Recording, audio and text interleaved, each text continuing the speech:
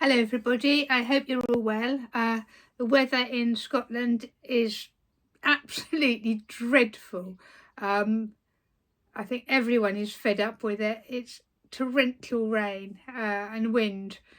So we shall have to just plough on. This too will pass. And we are on episode 12 of the Prado House project. So I will open this up in a minute. We'll look through the magazine, see what we've got, and I will also update you on the fimo food for the table project. Okay, see you in a minute. So we have this piece here, the back wall of ground floor left. So that's the back of the kitchen wall. So once we've got that, we should actually be able to build the complete module that forms the kitchen, which will be exciting. We also have this, which I think is meant for the kitchen, possibly the kitchen table, I'm not sure really. All the fabric in this kit is pretty grim. It's sort of slimy feeling, and just I think it's meant to be gingham, but it's not. It's crudely printed, so I won't be using that. We have the magazine, which we'll have a look at in a minute. The instructions. Okay. Then one sheet for this. So I'll have a quick read of that and then probably ignore it. I can't see. It must be a curtain then, because there's no picture of that gingham in the interior there. I can see. Oh, the usual subscription. 30 years too late. Place a regular order. We know about that. Oh, it is a tablecloth. Tablecloth and napkins. Excuse me. No. Won't be happening. Oh, organise your magazine binder. Well, I've bought myself a lever arch file because I don't have the binders for this. And then we have the piece of wood that is for the back. I'm not sure how. Yeah, it's bowed quite. You can't see on there. But because it's going to be slid into two slots at the back, I think that will be okay. If that had been a floor, that might be more of an issue. But I think it will be fine as the back wall. Right, so let's get the magazine and have a look. I do like a magazine. So they were talking about various different types of dolls houses. There you go. London Dolls House shop, which is probably long gone, like most of the bricks and mortar shops are now.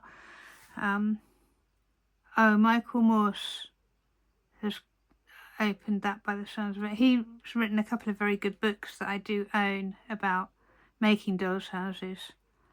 So I didn't realise he had his own shop.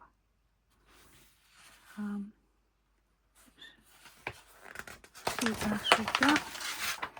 Documenting miniatures.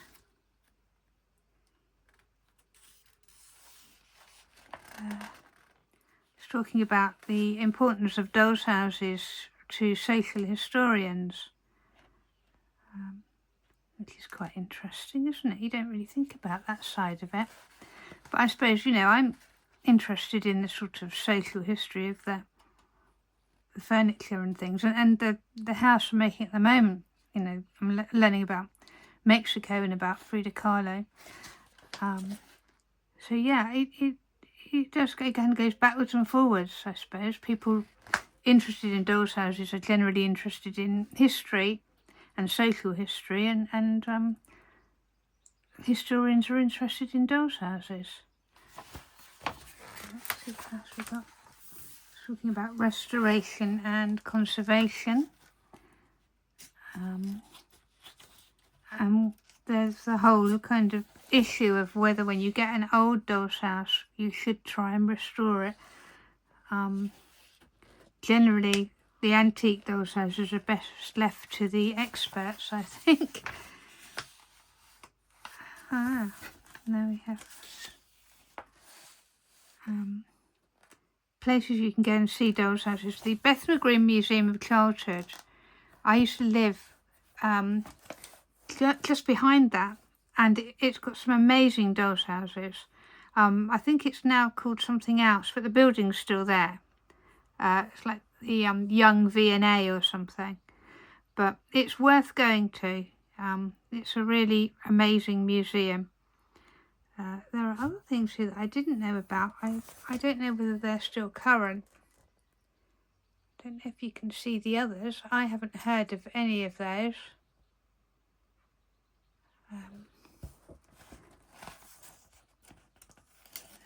You have a glossary of architectural terms by the looks of it, and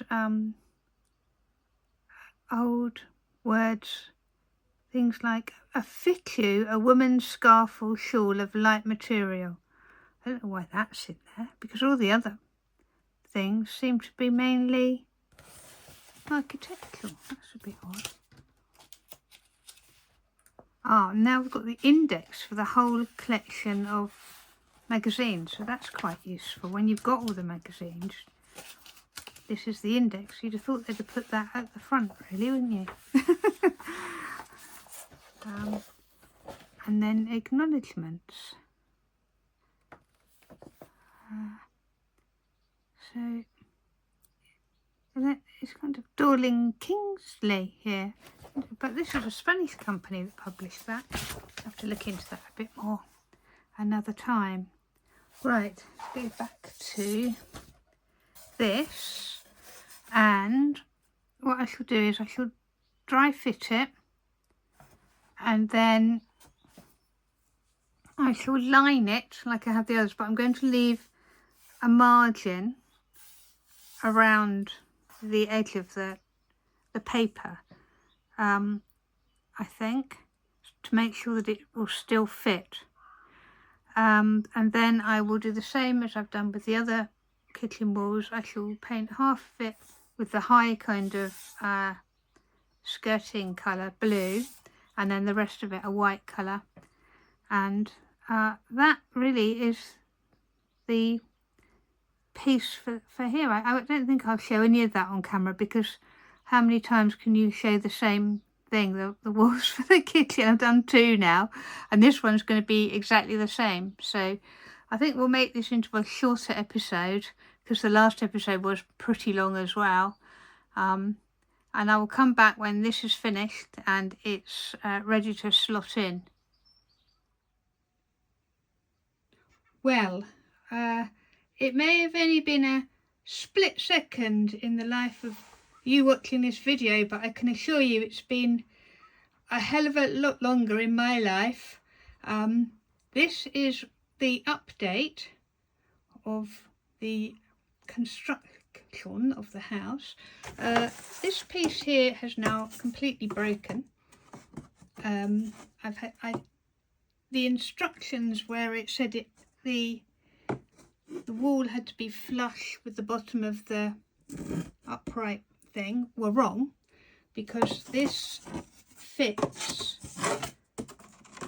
on those tabs. So the upright is further down, if you catch my drift. So I had to prise the uprights off. Luckily I have a spare, which I will have to, I'm going to have to sand that and then line it and make it look like the other one. I've also got spare uprights. I've managed to gouge out the glue and make it bigger so that it fits this is the back, because the back wouldn't fit in at all. Interestingly, the new uprights didn't fit this either. So it wasn't really my fault by painting it. I don't know if you can see there, I've gouged off the first layer of ply and also gouged out this, ooh, excuse me, to make it bigger. I've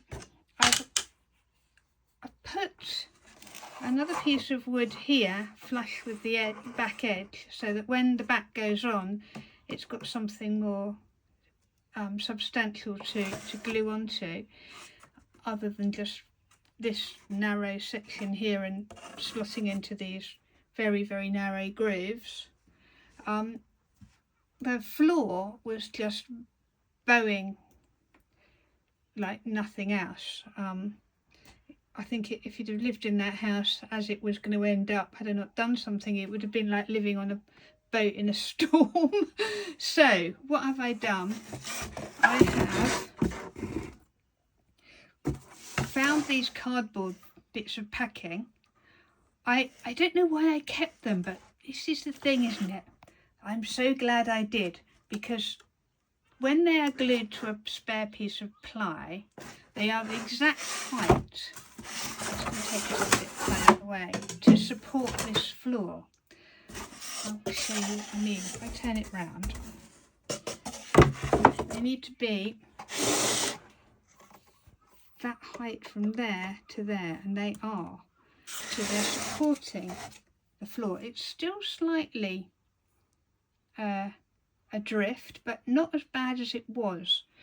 And these bits I've left on because they'll support the whole floor, and then a little bit of the living room floor, because presumably we're going to have the same issue when it comes to the living room floor.